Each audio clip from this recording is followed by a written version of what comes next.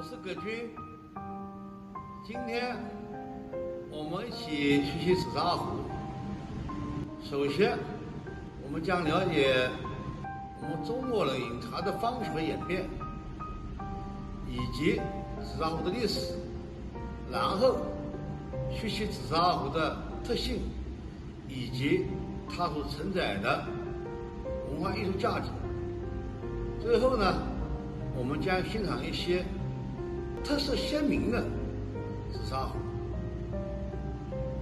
它们反映了作者的个人情感与审美，和所具有的独特的艺术价值。Zisha Teapot is a kind of popular tea set in China.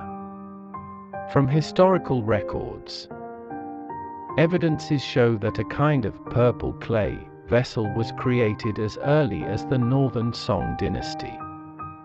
It is easy to see the long history of Zisha. This type of pottery had a finely textured body, with iron contents as high as 9%.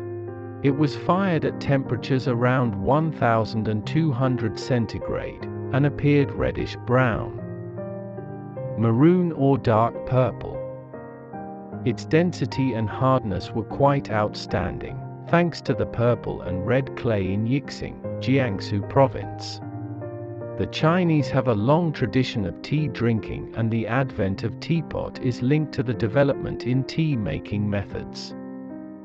These have changed several times over the centuries. It appeared that each dynasty had an innovation of its own to add.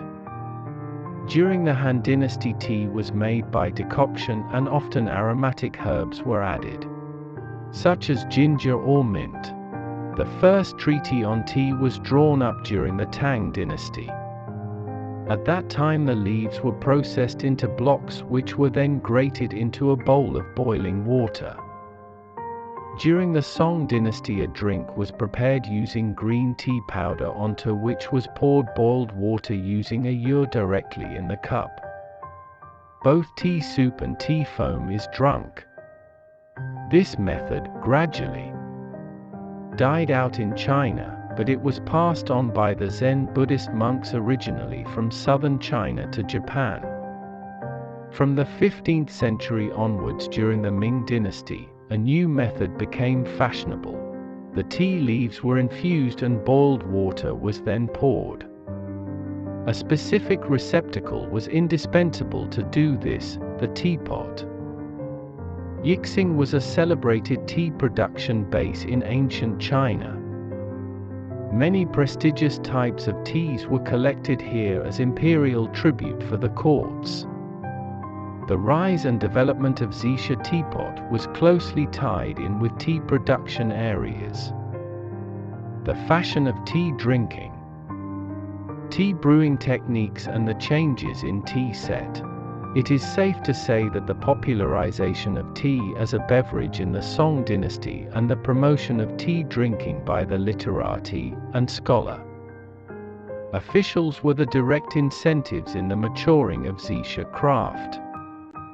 The success enjoyed by Yixing teapots is certainly due not only to the creativity of successive generations of potters, but also to its material, or to be more precise, the specific qualities of the Zisha clay.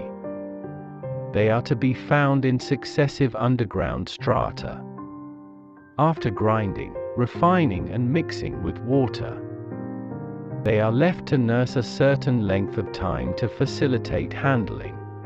Zisha clay is highly granular with a unique range in color, as well as being extremely malleable. After firing, the main colors of Zisha teapot range from light yellow to black, with purplish brown and red also. There is also some green or blue or gray teapot, but this is quite rare. Yixing clay consists of kaolin, quartz, mica and iron oxide. The particular color of Zisha teapot is linked directly to the high concentrations of iron oxide in this kind of clay, which sometimes reach levels of nearly 10%. The other factor which differentiates this clay from the others used in stoneware production in other regions is its highly granular nature, which exceeds the rest of the components on average.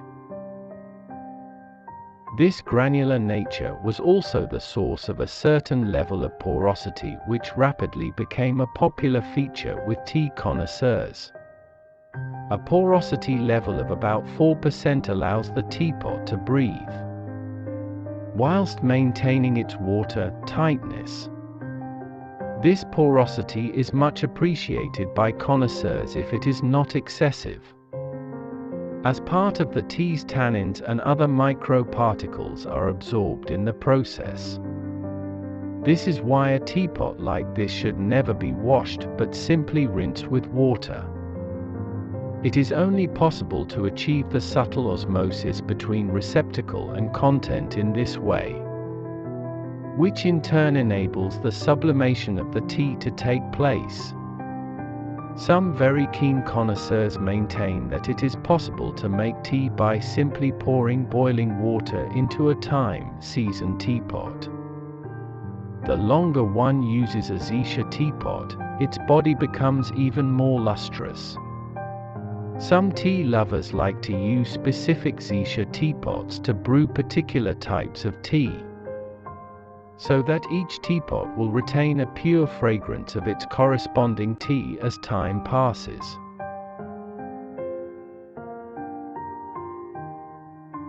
Compared with porcelains, many qualities of Zisha teapot would only emerge with time passing, which is a unique glamour of Zisha teapot. Another special feature of Zisha teapot is its resistance to heat. The teapot can be placed directly onto a burning flame. It does not crack, nor is the heat transferred to the handle once the tea has boiled. Since many literati and people of high taste and elegance directly participated in the design and making of Zisha teapots, thus the small teapot had, on its body, full of poems, calligraphy, paintings and seal prints and sculptural elements, infusing it with high artistic and cultural values. Some exquisite teapots created by masters are extremely worthy and are much appreciated and desired by people. Every piece of Zisha teapot is a collection of people's interests, emotions and attitudes towards life.